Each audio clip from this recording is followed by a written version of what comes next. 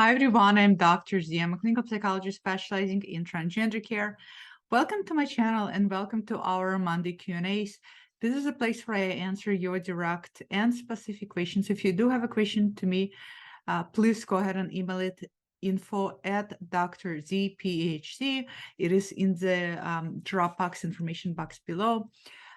And keep in mind, no question is a stupid or a bad or non-answerable question. If it is something that I cannot answer, I will email back to you and tell you that unfortunately this is something that requires more in-depth um, knowledge of you and your circumstances. So please, if you do have a question but you're not sure, just email it, because Q&As has been such an amazing point of support for so many.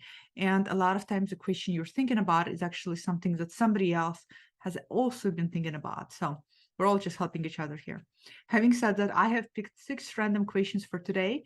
I have blocked out everybody's name to protect your privacy, and they're going to be timestamps below. So let's get started. First question for today. Once again, Dr. ZU video hits home with me. I have a question about the current bout of gender dysphoria I'm dealing with. This time, I don't exactly feel like a woman, but I most definitely do not feel like a man. I am assigned male at birth. But I feel like I'll always be seen as a man, unless I present as a feminine woman. I don't know exactly what I'm asking here. Other times I've been dealing with my gender dysphoria, I felt 100% like a woman. But now I'm feeling more like a non-binary person. So even though you may not have asked a direct question, it sounds like you're struggling with oscillating between your oscillation even of gender dysphoria back and forth, and how sometimes you don't exactly feel like a woman, um, and you definitely don't feel like your gender assigned at birth. So it's more a question is, hey, I don't definitely resonate with my gender assigned at birth, but I also don't strongly resonate with the other end of the spectrum, which would be femininity. What's happening here? Sometimes it oscillates back and forth. Could it be that I'm non-binary? Yes, it could be. It could be a lot of other things. It could be that there are no language yet to describe how you see and conceptualize your gender identity, and that's okay. Sometimes when we start on our journey of exploring our gender, it is natural for so many of you to gravitate toward labels. Labels, descriptions are all there as placeholders to help anchor some resonance, right? So in this case, to anchor some similarities that are aligned with particular label. So that way you may feel a sense of understanding, a sense of belonging, a sense of clarity. And sometimes those labels, those markers don't exactly fit. They don't exactly give a sense of clarity. They may feel partially like it's it, but not exactly it. And that's okay too. I would encourage for you to explore your gender identity, your gender role, your gender expression, because gender dysphoria is oscillating. And because it's oscillating, it's going to keep kind of making you go back and forth, back and forth. So, you said that when you start actually dealing with gender dysphoria, I assume that actually confronting, maybe sitting with it, maybe exploring it, you do feel 100% like a woman, but not all the time. Remember, we're not looking for 100% certainty here.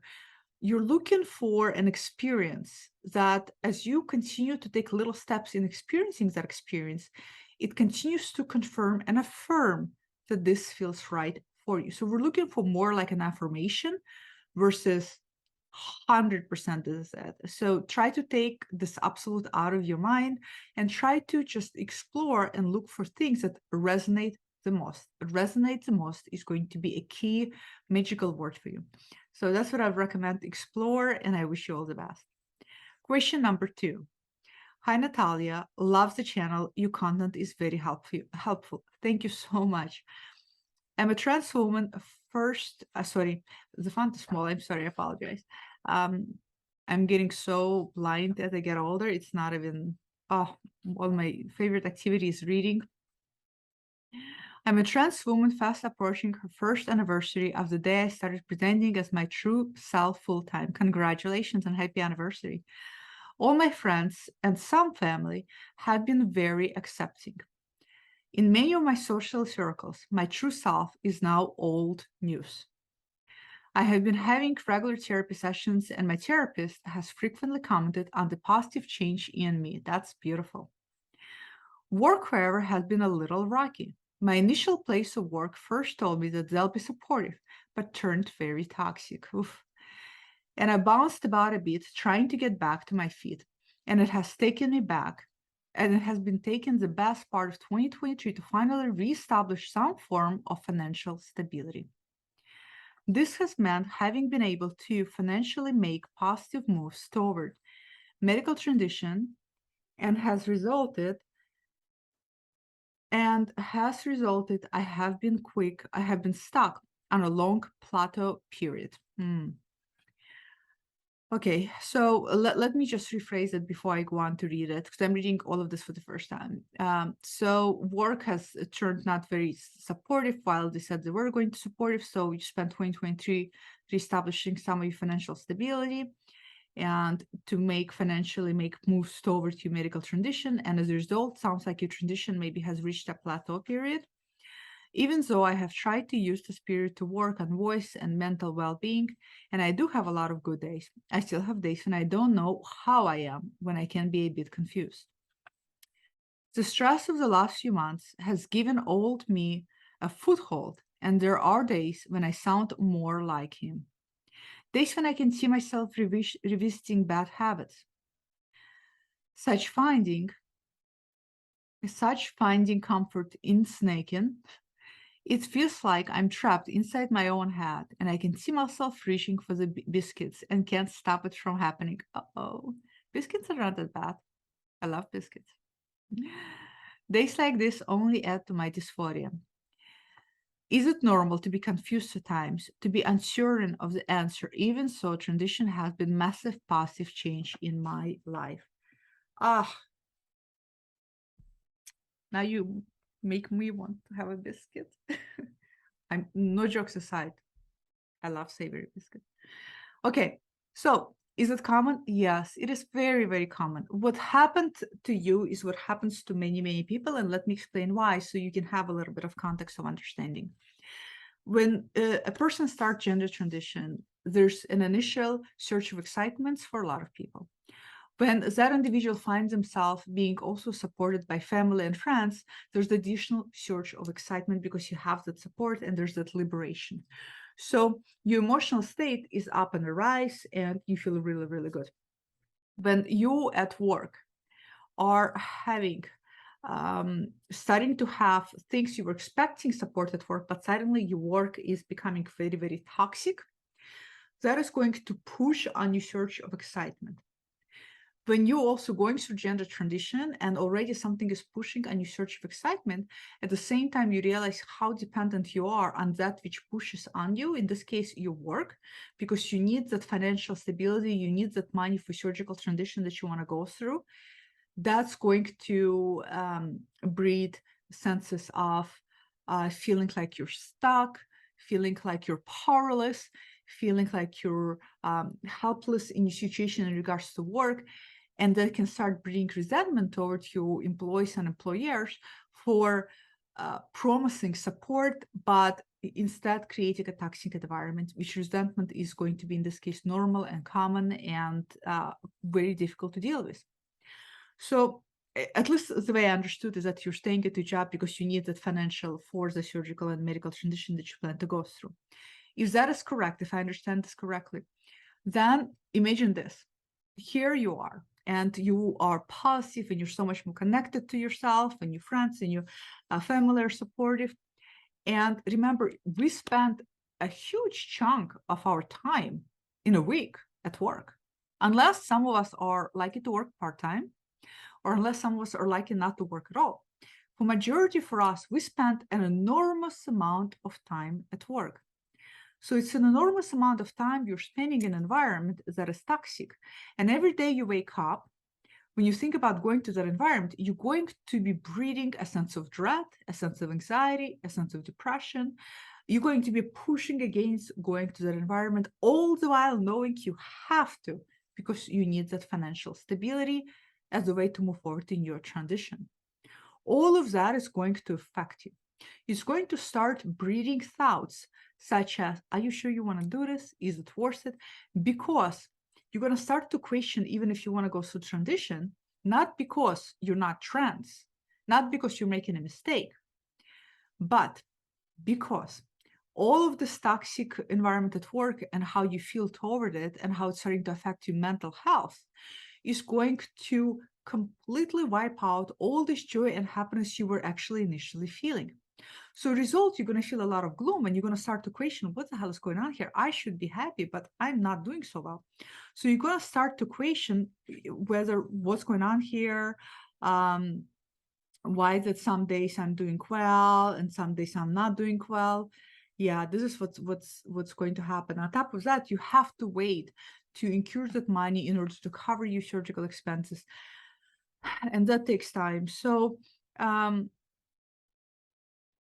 that's why you say you still have days when you don't know how I am, when I can be a bit confused. When you have those days when you're feeling confused, go back to square one. Ask yourself, how do I feel about my gender assigned at birth? Would I feel comfortable going back into my life and continue living my life at my gender assigned at birth? You will quickly get a response within yourself. You will usually people have visceral reaction when they go to square one. They're just like, oh God, no, I can't imagine. So the minute you go to square one and you have that visceral response, what you have done psychically is now you separated two states of despair. One state of despair is a state of despair that tells you that no way you can live gender-assigned birth, right? And another state of despair is how your toxic work environment affects you. So now you know that this state of despair has less to do with your actual identity and has more to do with your current circumstances, right? So my feedback to you would be, can you get a new job? If you can't get a new job, which I know is a tall order, I know is so impossible for so many of you, then how long longer do you need to stay? Can you get a support? Can you minimize how often you go to work? Can you work from home? How can you get creative with it? And then how can you increase your self-care and increase your boundaries at work with especially those instances and environment or people who are being toxic? That would be my best feedback, but it's normal how you're feeling, very common. And I hope me explaining to you is helping you shed some light and also going to give you some sense of hope and resilience. And I wish you all the best. Question number 3. Hi, Dr. Z. Thanks for your channel. I've been great. It's been a great resource. Thank you so much. See, I'm so blind, can't read anything. I'm assigned female at birth and almost 38 years old. I've been struggling with the gender identity and gender expression. I don't feel masculine at all and feel awful when people read me as masculine.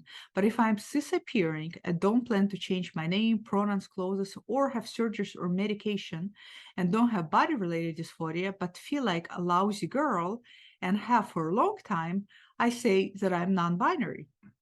I feel like I'm faking it or not really non binary. I have friends tell me that if I've just spent too much time online, I need to get over myself. Well, thanks so much. So first of all, somebody giving an advice that you need to get over yourself is a lousy advice to begin with. What does it even mean, get over yourself, right? We're all struggling with things, we're all struggling with questions, we're all struggling with life existential things. So get over yourself is easier said, but if it was so easy, but it's not. Second of all, so you're assigned female at birth, but you don't identify with the masculine end of a spectrum. And in fact, when people gender you masculine, you don't like it, it doesn't make you comfortable. So you a lot of times feel like you are maybe adopting non-binary identity because it feels perhaps more fitting to you, but then you feel like maybe you're really faking it. My question to you, why do you feel like you're faking it? Do you feel like you're faking it because you're not changing your name, pronouns, clothes, have surgeries or medications, or don't have body dysphoria? Those are not prerequisites for any kind of gender identification.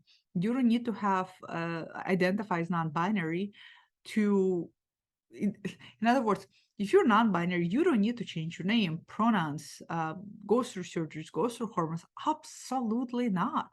None of those things are mandatory. What's important for you is to figure out what is your conflict between, like you said, presentation and gender identity, and your gender perspective has to do. What is it telling you there? How much of this is a core root gender identity issue? How much of this is just a matter of how you like to present and show up to the world? How much is it a matter of the role you like to take on and navigate throughout the life?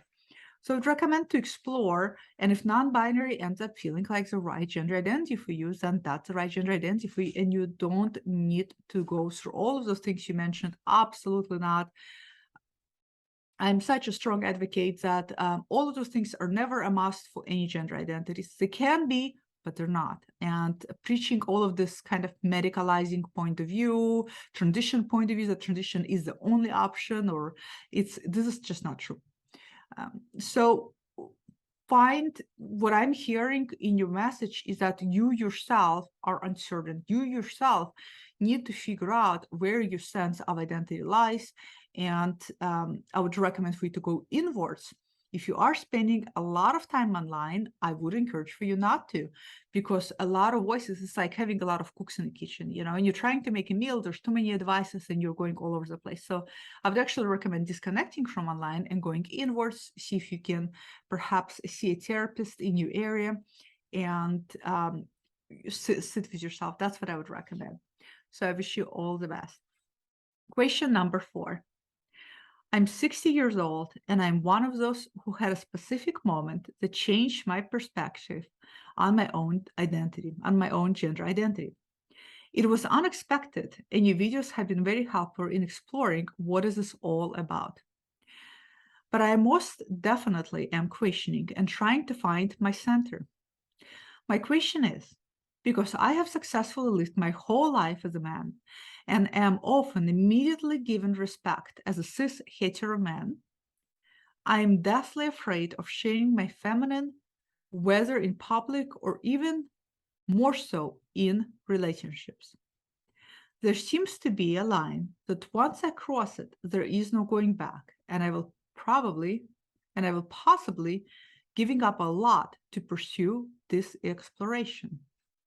I'm really struggling with finding a balance, and because I'm hetero, I feel very isolated. Do you have any tips? Thank you again for your helpful videos. I know I'm not alone, but it feels that way. You are definitely not alone. I know it does for a lot of you. It feels like you're alone in this, even though there's the whole community and there's a lot of people going through this.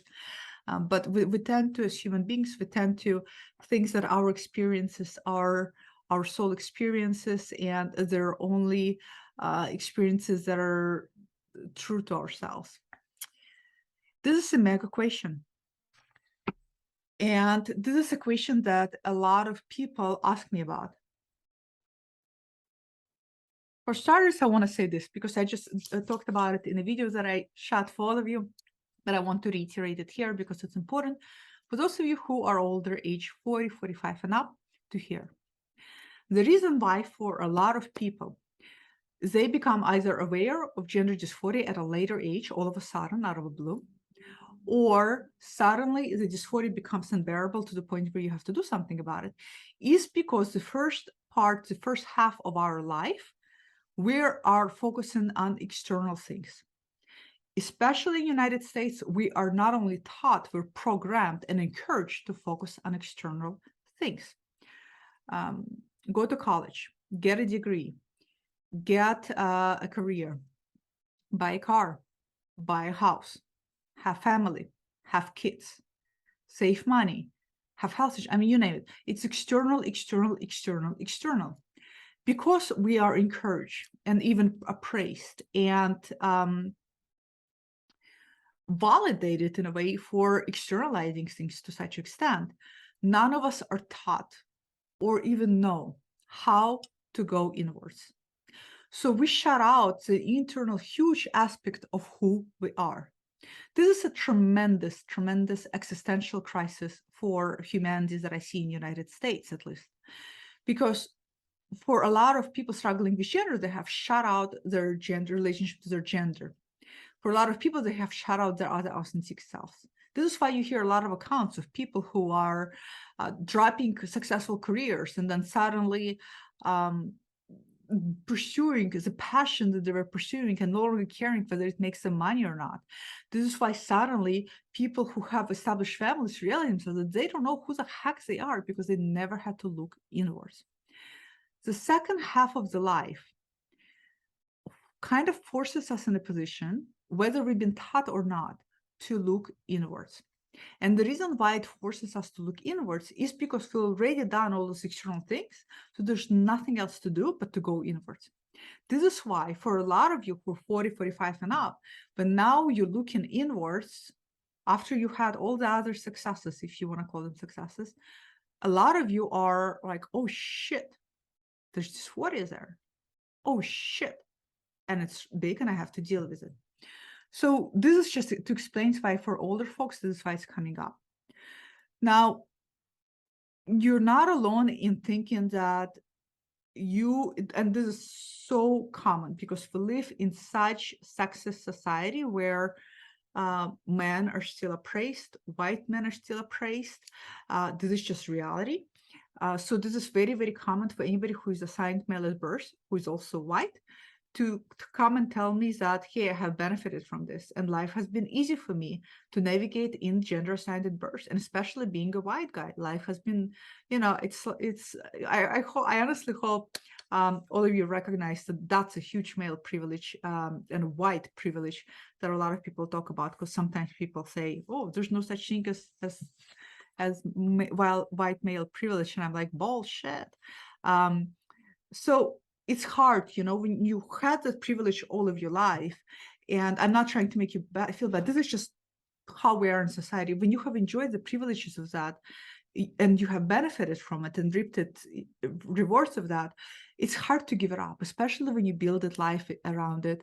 And so it's only natural that, especially existing in that privilege, you maybe have witnessed how it works differently for individuals who are feminine identified. And so it's natural that you would have a fear that if you were leaned toward feminine, that's going to also have an effect of you in a different way. All of these fears are common. And is it going to be worse pursuing this? I don't know. Nobody's going to have a crystal ball and tell you whether it's going to be worse pursuing. What I encourage for people to do when they come to me with this, I encourage people to consider multitude of factors. And everybody has different multitude of factors to explore based on where they're at. And some of them is, how much is this affecting you right now? Right?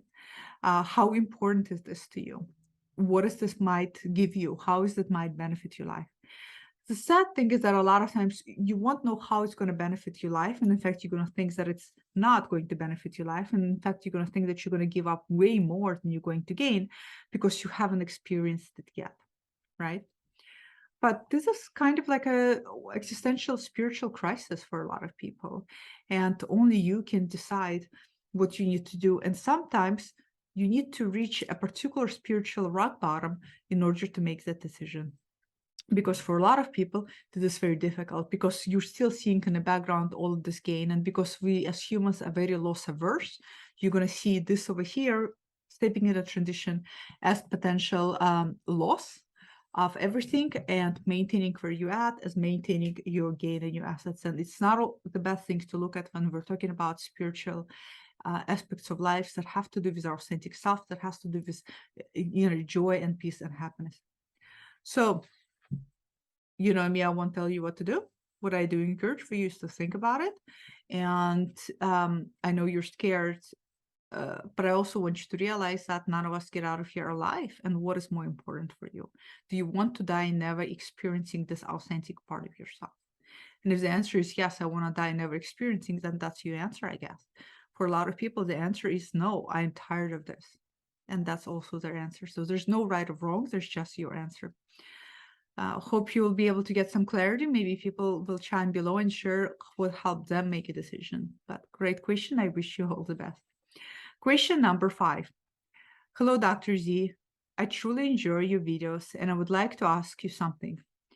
Last year, after my gender therapist diagnosed me with gender dysphoria, I started taking hormones, and it lasted about 4 months. I felt like the desired results would never be within my grasp, so I stopped taking them. I still struggle with gender envy, but I feel like I need to try accepting the fact I would never pass as a woman and just move on and live as a man. I'm taking a deep sigh because this is painful for me to hear, because I'll talk about it more. It really hurt me. Yeah, it hurts me reading it too. But I feel like this is the safer option. Can the envy go away? I'm curious on your thoughts. Um, but okay, so first, safety is always first. A safer option. Is it true that it's actually a safer option? A lot of times people say safer options, but they already live in a part of the world where it is safe to go through transition and be on hormones. So I don't know, but if safety truly is a concern, safety is first. Having assumed that safety is not concern, sometimes people do start hormones. 4 months is so little, and then people feel like they did not see desired results. In my experience, this happens when people have unrealistic expectations of what they're going to get out of the hormones. I don't see you mentioning your age here, so I don't know how old you are. Um, a lot of times people have really sometimes even people think that hormones alone are going to feminize them to extent where if passing is the goal, like the passing is goal for you here, they will only need hormones. And that's rarely the case in my experience. I'm sorry to be bearer of bad news. I've seen that the case mostly in individuals who are younger. For older individuals, I've seen that being the case when individuals already had somewhat more androgynous, borderline feminine features or bone structures. So this is just reality, because I don't want to lie to people and say hormones do wonders, because a lot of you know that is not true. So 4 months is still early to stop. I'd be curious to know if you tried anything else within those four months in terms of building up that confidence and giving you hope of actually seeing the feminine essence within yourself. A lot of people say that they feel like they would never pass. That is a tall order. A lot of you who watch this know, a lot of you have also said you thought you would never pass, but now not only you pass, but you also don't really have a very high standard. Like when I say high standard, I mean overly idealized, overly unrealistic standard for yourself. And you also realize how much happier so many of you are as a result of it. So that's something I'm bringing this all up because I want you to kind of think about this. I'm giving you some food for thought. Can envy go away? In my opinion, if you're struggling with gender dysphoria, most likely envy is going to be present. Will it completely go away? It's anything is possible. How probable is it for a person struggling with gender dysphoria and constantly seeing women or feminine individuals around them who indicate to them what they aspire to be on the inside? That's hard not to be envious. It's hard not to be envious of that which you badly want. Remember I did a video on gender envy, and I said that being envious is not a bad thing. We often idealize in others what we want and actually capable of for ourselves. So if you haven't seen that video, I would encourage you to see that video.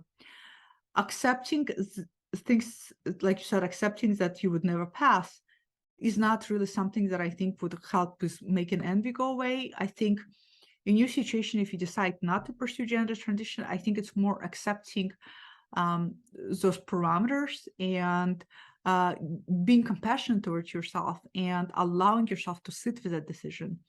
But envy is hard one because we're so saturated in a world of social media. We're so bombarded by seeing others, and you are yourself going to be so bombarded with seeing other people go through gender transition. Especially, not only you're probably going to be envy of cis women, you're going to be envy of trans women who went through transition and have done it well, whatever well is considered for you subjectively, and that's going to breed envy. So, can it ever go away? Like I said, anything is possible. You know, the ceiling can fall right now on top of my head. I hope it doesn't. How probable is it? Very not probable. um, so think about that. That's what I would encourage you to do. But great question, and I wish you all the best. Question number 6. Dear Dr. Z, I have learned so much from these sessions and want to thank you for your insightful for your insights, education, and guidance. You are so, so welcome. And thank you for responding to a question I submitted, giving my journey. I'd appreciate your insights on the following question. Absolutely. And by the way, if anybody has question and you already submitted one, there's no limit. There's no limit. All questions are valid. I have had a long journey since about before 10 years of age, and it only dawned on me in my early 50s that I could be trans femme when I suddenly desired to grow breasts and went on a research expedition to find out how I could do it. Until then, I had persistent love, even obsession of things feminine and the female form and beauty. I obsessed about female clothing, heels, lingerie, etc., that I admired, and were those attracted or pulled on the inside to female shops and boutiques where my eyes and heart could indulge accordingly. Seeking out engagements with beautiful women also became a drive. This led to a lifelong desire and pull of cross-dressing when opportune, thus buying female clothes, lingerie, and heels I liked. At first, I brushed it off as a fetish, just a sexual erotic fancy, even a mere fad that will eventually go away. It never did and kept coming back. Sexual fetish doesn't necessarily, by the way, before I finish, it's very common to justify that as just a sexual fetish to keep dysphoria repressed for many people. But for some people, it's actually all it is a sexual fetish. And sexual fetish doesn't just go away. It can just persist throughout your lifetime, just like a lot of other sexual preferences can persist throughout the lifestyle without really changing. And then after all this, suddenly the desire to grow breasts later in life. Question: at what point or how could one have known earlier on that this was more about being trans femme and than just mere obsessions or fetishes and passions due to a fat fancy? I just did a video on this, a really short one on I'm sure it's already been released by the time I do this Q&A, or maybe not. Maybe it's going to come up on so it's not just cross-dressing. When does cross-dressing and the passions noted rather than inherent trans identity and those merely camouflage an underlying dysphoria? I'd really appreciate your response in the Q&A series about sessions should you select. I'm so sorry. Like I said, for a woman that loves to read books as much as I do, the fact that my eyesight is going so quickly at age 43 is devastation for my soul. This is an amazing, amazing, amazing question because so many feel the same way. At what point? So that, in other words, let me summarize question. For those people who indulge in cross-dressing for sexual pleasure or for other reasons, at what point do you realize, if in case there's actually deep-seated repressed dysphoria and trans identity nested within you, at what point what can you look out for? What are the markers? What are the parameters to look for that this is not just an obsession, but this is actual dysphoria? And you're going to hate my answer because there is nothing. And I'll tell you why there's nothing. It is much easier for me as a clinician when somebody comes and they say, I've been cross-dressing all of my life, and now I'm wondering if I could be transgender. It's a little bit easier when you start digging and asking the right questions, and when there's a thread pulled of dysphoria throughout childhood that people not even aware, and as we discussed, become aware. That's a different matter. But the truth is there's no precursors, because if things are repressed in you, so if you do have gender dysphoria, and if you are transgender, but you repress it to such extent that, and you have really convinced your mind this is just cross-dressing, when you come to me for an assessment or to any other professional, you're going to be presenting the same narrative, because remember, there's no test, right? So we go off the clinical data goes off self-report. So I have to go off the self-report that people present. So if you are so depressed and you're presenting me this content and you're yourself even not conscious yet that you have repressed dysphoria, then I'm assessing based on the self-report you gave me. And if your self-report is, I feel fine about my body, I feel fine about my gender assigned at birth, I just like to cross-dress for sexual pleasure, then the answer you're going to get, the chances are, based on what you're sharing with me right now, that's all there is. The sad part is that for some people, it's not just sexual fetish that continues throughout their life. For a lot of people, it is, but for a lot of people, that repression comes up, just like it did for you. And suddenly they realize that, oh, this was not just cross-dressing. This is something deeper going on here. Yeah, um, there's no really things to watch out for other than constantly going back to asking yourself, how is this behavior affecting your gender assigned at birth? How do you feel about your gender assigned at birth? How do you feel about, is there any physical dysphoria? Is there any social dysphoria? How do you feel about navigating your life in your gender? And if the answer is, I feel totally fine navigating my life and my gender, I just like to cross-dress for sexual fetish and I put it aside and never think about it, then that's a different story. For you, you have a little bit of a different history, though, I gotta say, now that I think about your history, because what you're presenting is that you said since the age of 10, you've been drawn to, you have been desiring to grow breasts, and you have, oh, you said you have just suddenly decided, I apologize, to grow breasts at the age of 50s, but you said that since a young age, you had this love and obsession with feminine things, feminine beauty, feminine objects.